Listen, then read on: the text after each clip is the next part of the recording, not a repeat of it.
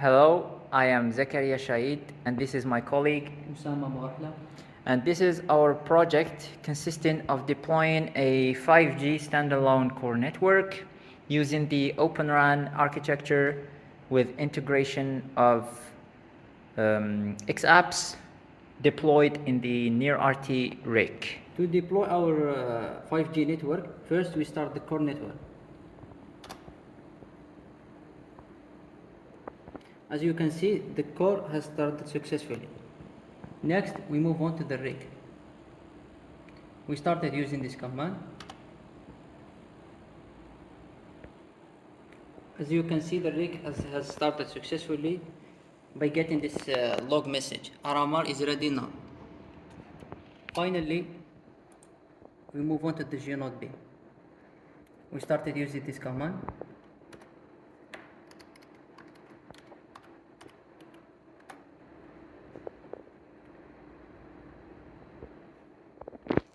So as you can see, the USRP has been turned on and the G-Node B started. It is connected successfully to the AMF and the Near-RT RIC on the IP addresses accordingly. Now we move on to the UE, which is the user equipment or the phone, as you can see. As you can see, the UE connected successfully to our core network. We have the 5G logo right here, and we have our SIM, Open5GS Labo 47CB. This is our configured SIM that we configured. We will try fast.com to see to generate some traffic. We have about 40 megabits per second. We need to mention that we are limited by the connection of the wire that is connected to our station right here. We are not getting a very high speed connection. So yeah.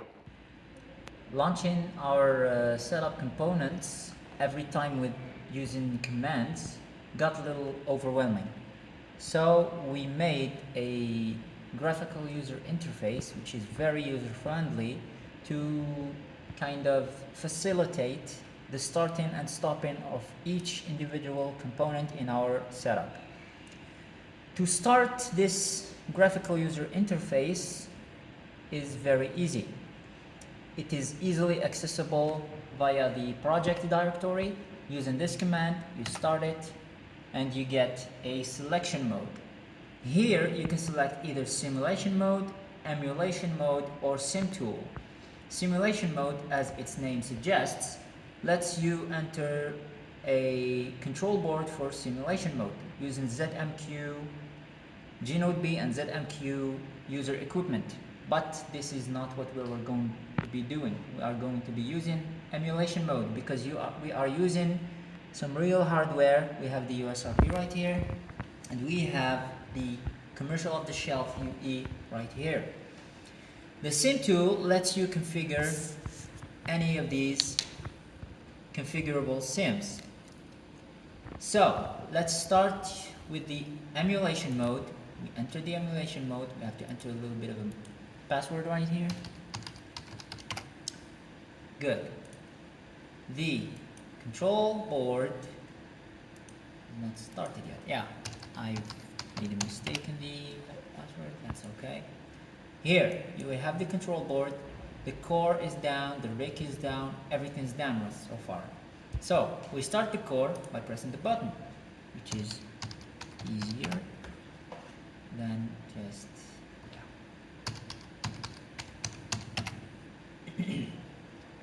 As you can see, the core network is started successfully. You have the SMF container, the UPF container, and if you go back a little bit up here, you can see the AMF container started successfully, which is good. Now, we move on to the RIC.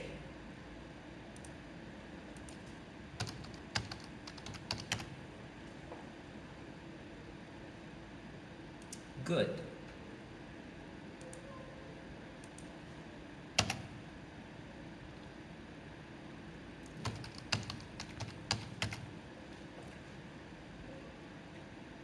As you can see, the rig is starting successfully. You get the status running. Now we're going to start the G-Node B. Here you have a choice between two bands, N71 and N78. For our emulation purposes right now, we're going to be using the N78 because the phone that we are going to be using only supports this band. We are going to start the G-Node B right now. As you can see, the G-Node B is starting successfully, turns on, as you can see right here. You can see that the UE automatically connected right here. We have the 5G logo right here. You have the 5G logo right here. If I turn on airplane mode, you're going to see that the UE cut here is detected automatically as stopped. If I turn off the airplane mode, it's going to detect that the UE got turned on, as you can see right here. We move on to the xApp section of this project. We have made 4 xApps: KPM xApp, which is Key Performance Metrics xApp, RC xApp, which is RAN control, and this is an autonomous version of this xApp.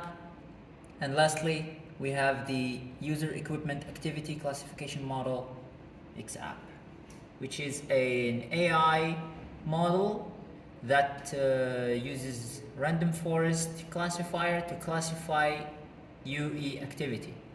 So we start with the KPM xApp.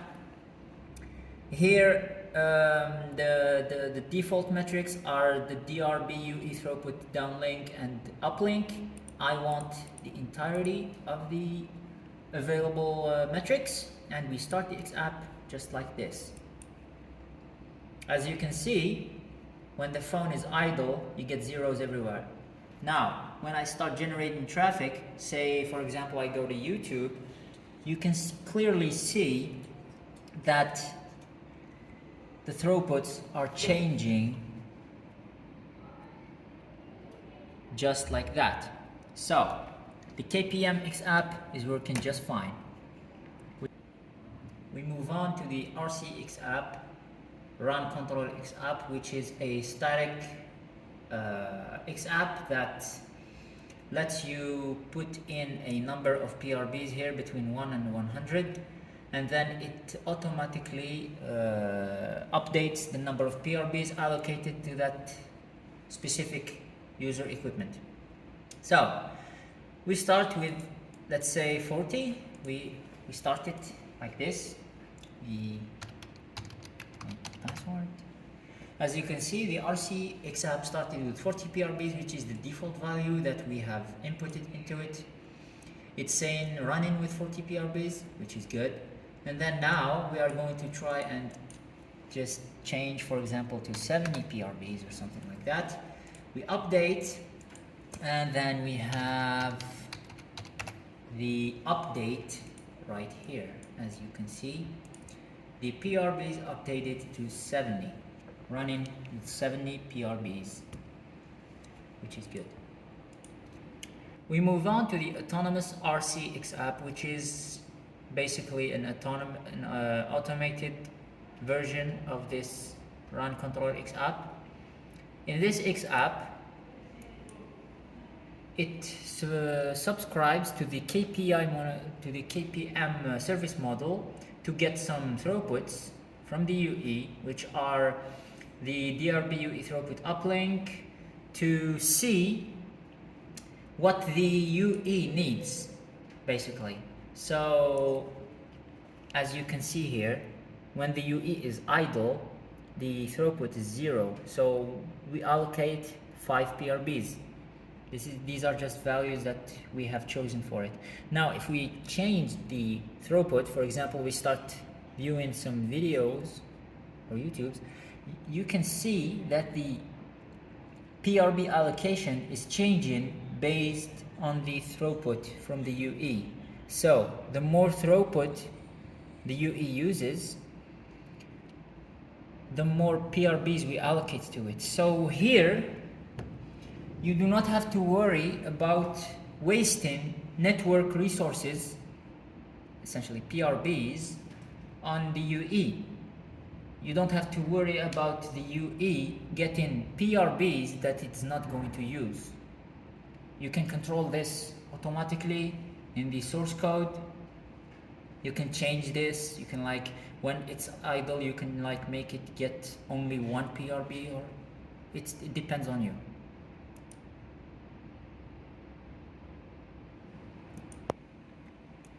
We move on to the bread and butter of our project, which is the UE activity classification model. This model is, as I said earlier, is a random forest classifier that classifies UE activity.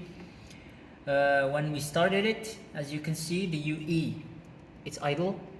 And as you can see, if we can zoom in here, the model prediction says idle, as you can see, right here. Good. So now we're gonna generate some traffic to see if the classification works perfectly. We go to YouTube, for example. As you can see, in the classification prediction, you have YouTube, YouTube, YouTube. Good. Now we are going to generate a Discord call between the UE and my PC right here. I'm going to generate a UE call. Yeah. You kind of have to generate some voice traffic so that the UE, so that the model can classify the data accordingly. As you can see here, VoIP Discord is being detected and predicted successfully. So the model works perfectly right now. Now, how about we move to idle mode to see if it detects it?